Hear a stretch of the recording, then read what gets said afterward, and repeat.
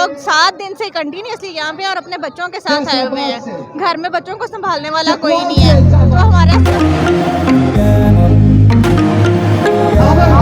अस्सलाम वालेकुम जी, आप देख रहे हैं सिटीजन टीवी। मैं हूं राना शहजाद कमर। इस वक्त मैं उसातिज़ा किराम के धरने में मौजूद हूं और अभी हमारी एक बहन यहाँ पे मौजूद हैं जो कि टीचर हैं। उनसे पूछते हैं कि उनकी क्या प्रॉब्लम है और क्या मसाइल चल रहे हैं जिसकी वजह से वो आज 7 दिनों से यहाँ पे धरना दे के बैठे हुए हैं वज़ीर आला पंजाब के घर के बाहर, उनके सेक्रेटरीट के बाहर, लेकिन अभी तक उनकी सुनवाई नहीं हो सकी। अस्सलाम वालेकुम जी।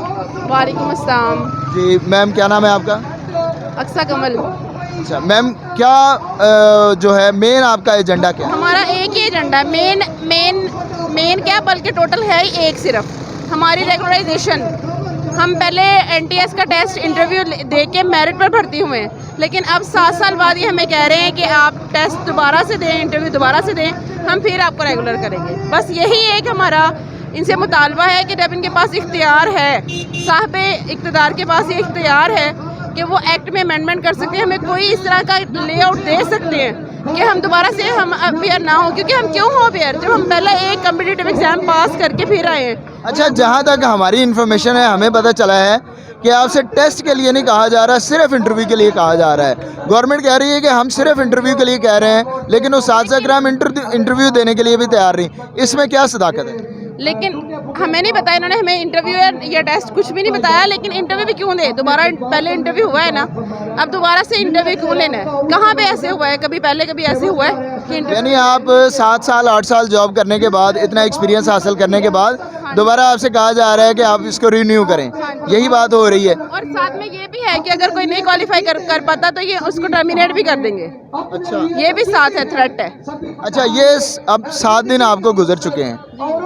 काइंडली ये बताइए कि किस तरह से आप लोग यहाँ पे सरवाइव कर रहे हैं। यकीनन आप हमारी बहनें भी यहाँ पे मौजूद हैं और उसातिज़ा किराम भी हैं, तो किस तरह से, आखिर बहुत सारे मसाइल होते हैं, इंसान है, खाना पीना भी है, वॉशरूम की ज़रूरत है, सारी चीज़ें, तो किस तरह मैनेज हो रहा है? बस हमारी हिम्मत है, हम मैनेज कर रहे हैं। खाने का भी कर लेते हैं, कभी खा लेते हैं, कभी नहीं खाते, ऐसे भूखे बैठे रहते हैं।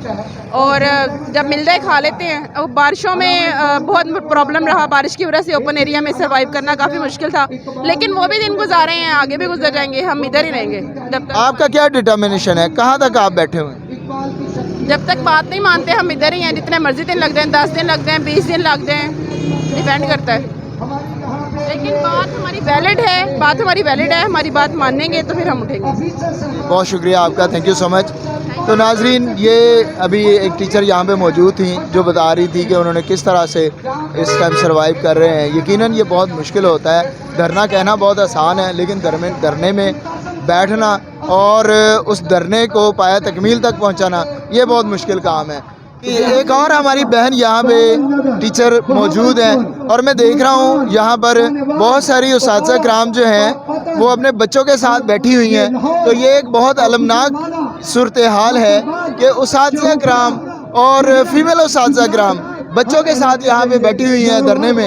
यकीनन हमारी गवर्नमेंट को, हमारे हुक्मरानों को इस बात का ख्याल करना चाहिए। एक बहन हमारे साथ अभी मौजूद है, इनसे पूछते हैं कि धरने में इस वक्त इनको क्या मुश्किलात पेश आ रही हैं और ये किस तरह से यहाँ पे बैठे हुए हैं। अस्सलाम वालेकुम। वालेकुम सलाम। सर, हम लोग 7 दिन से कंटिन्यूसली यहाँ पे और अपने बच्चों के साथ आए हुए हैं।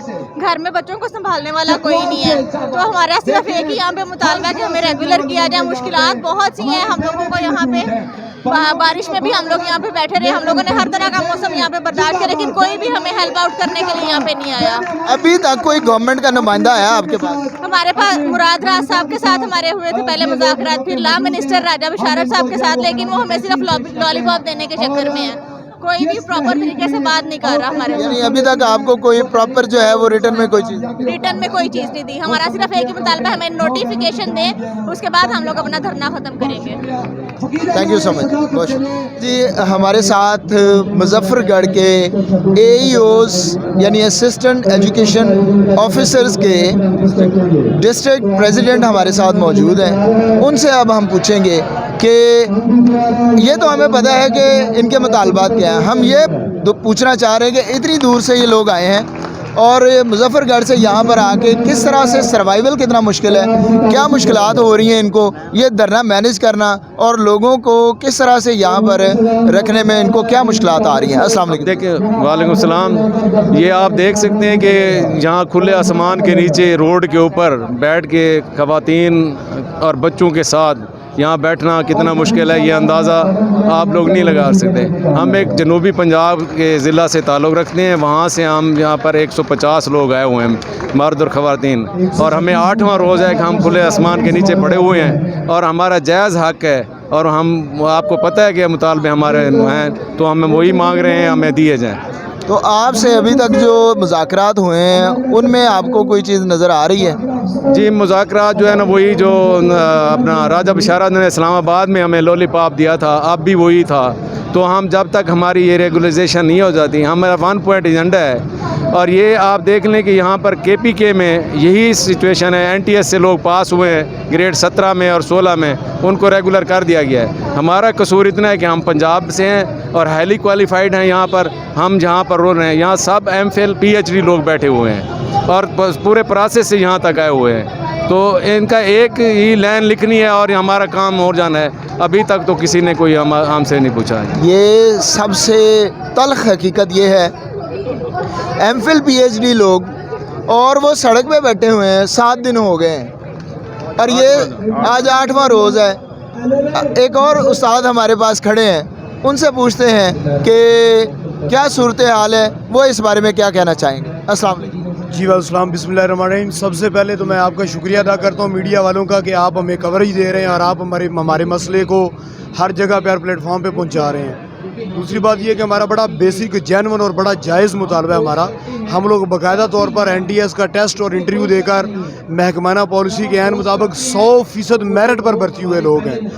اب جب ہمیں 6-7 سال ہو گئے ہیں بھرتی ہوئے تو اب ہمیں جب پرماننٹ کرنے کی باری آئی تو ان کو اچانک نیند سے ہوش آ گئی اور انہوں نے ہمیں 7 سال بعد یہ کہنا شروع کر دیا کہ اب آپ پی پی ایس سی کا ٹیسٹ دیں گے تو ہم آپ کو پرماننٹ کریں گے. سر یہ ٹوٹل کتنے اساتذہ کرام؟ یہ 11,000 ایس ایس سی اساتذہ کرام ہے اور 3,000 11,000 اور 3,000 یعنی 14,000 15,000 کے قریب اساتذہ ہیں. اگر یہ سسٹم سے نکل جاتے ہیں, یہ جس طرح سے کسی کانٹریکٹ ختم ہو گیا آپ کا, تو تعلیم کا کیا بنے گا؟ سر آلریڈی میں آپ کو بتاتا چلوں کہ ہمارے پنجاب کے اندر کم از کم 40 سے 50 ہزار اساتذہ کی کمی ہے. ہمارے اسکول پہلے ہی یعنی اس میں 40-50 ہزار ٹیچرز کی کمی ہے اور 2023 میں مزید ٹیچرز ریٹائر ہو رہے ہیں کافی زیادہ تعداد میں. اب اگر یہ 14,000 اس لوپ میں سے نکل جائیں گے تو آپ اسکولوں کی حالت کا اندازہ لگا لیں کتنی بری حالت ہوگی. آج ہمارے پاس پرائمری اسکولوں میں یہ حالت ہے کہ 6 کلاسوں کو پڑھانے کے لیے ہمارے پاس 3 ٹیچر ہوتے ہیں صرف, یعنی ایک ٹیچر کے کھاتے میں 2 کلاسیں ہوتی ہیں. تو میں یہ سمجھتا ہوں کہ یہ جان بوجھ کے محکمہ تعلیم کو برباد کیا جا رہا ہے.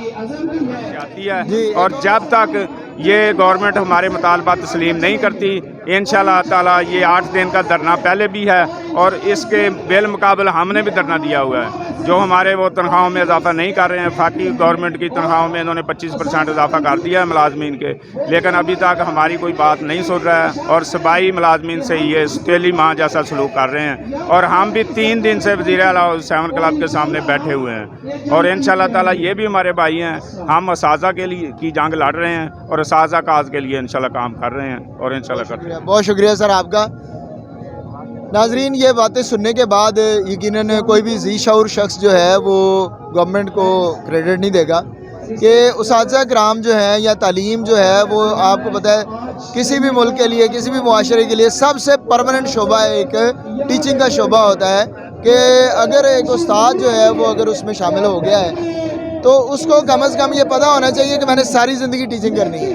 ایسا نہیں ہے کہ میں نے 8 سال ٹیچنگ کرنی ہے اس کے بعد میں نے کپڑے کی دکان بنا لینی ہے, تو ایسا نہیں ہونا چاہیے. پرائیویٹ سیکٹر تو پہلے ہی کرونا اور ایسی ان چیزوں سے تباہ ہو چکا ہے, اور جو گورنمنٹ سیکٹر ہے اس میں بھی اساتذہ جو ہیں وہ اس وقت انسرٹنٹی کا شکار ہیں. تو یہ ایک واقعی بہت پریشان کن صورتحال ہے. گورنمنٹ کو کسی نہ کسی طرح سے جیسے بھی کمپنسیٹ کرے اسے اس شعبے کو رواں دواں رکھنا چاہیے. رانا شہزاد قمر کو اجازت دیجیے, کسی اور سماجی مسئلے کے ساتھ آپ کے پاس پیش ہوں گے, اور دیکھتے رہیے citizen T V. Thank you so much. اللہ حافظ.